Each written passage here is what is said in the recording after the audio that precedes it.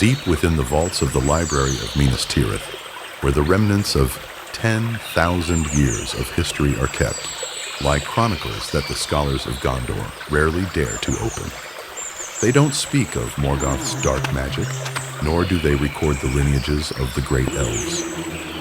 Instead, those words describe a pure, flesh and blood terror rising from the dark far south. Long before the elves boarded their ships to leave Middle-earth, long before the kingdoms of men ever built their mighty walls, the wild lands of Haradway once trembled beneath the feet of the true kings.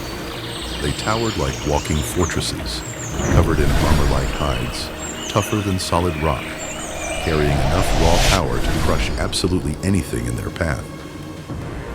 The hobbits call them Oliphants in their innocent nursery rhymes, but the warriors who actually face them on blood-soaked battlefields call them by a name filled with absolute dread: Mumakil.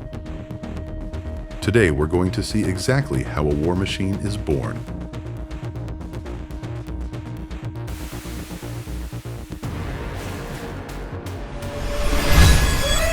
This colossal creature enters the world tiny and pure, obediently seeking shelter beneath the solid shadow of its mother.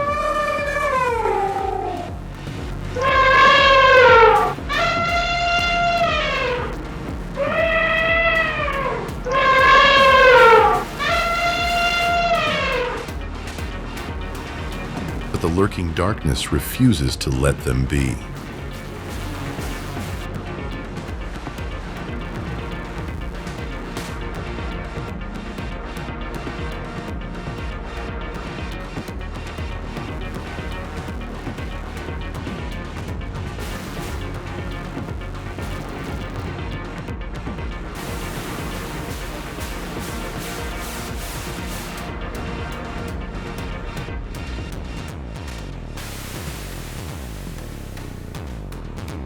Just as they hit adolescence, their herd is violently ripped apart by fire and the downright inhumane laughter of men.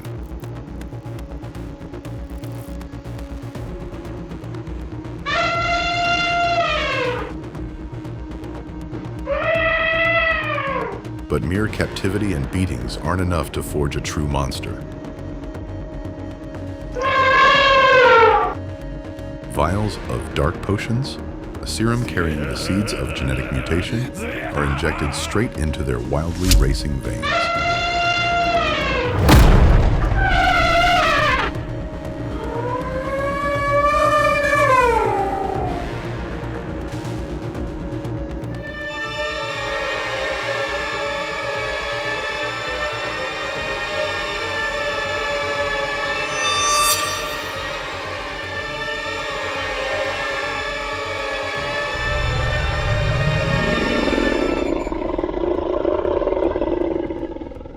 Driven by this serum and a brutal explosion of hormones, the only language they understand anymore is pure violence.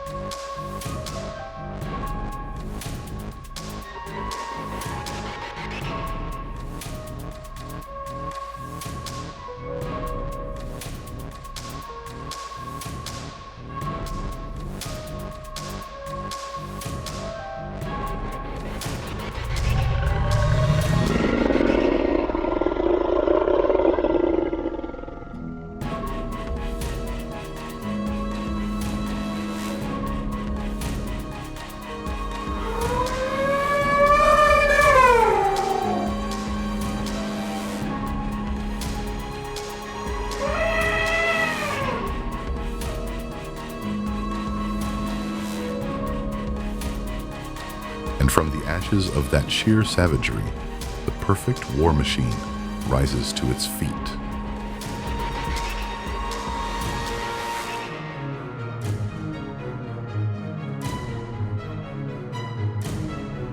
Now this massive mountain of flesh is clad in layers of practically impenetrable iron armor.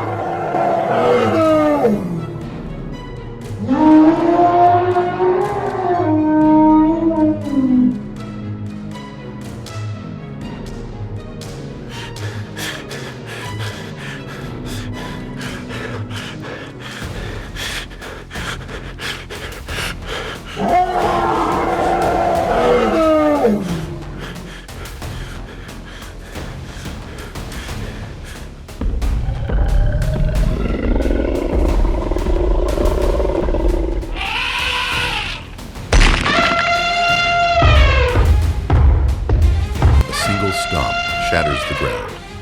A single sweep of its trunk sends dozens of mangled bodies flying into the air. No tactical formation and no amount of troops can possibly stop hundreds of tons of sheer mass charging forward in absolute blind rage.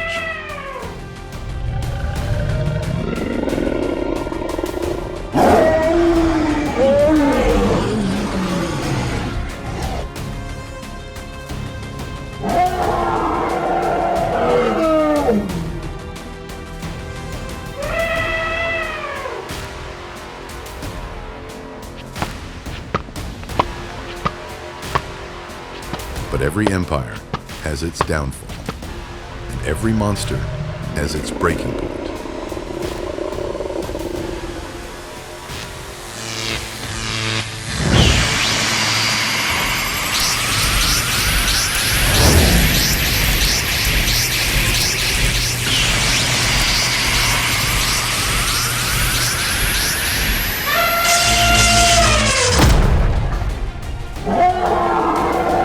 Sometimes death is just a release.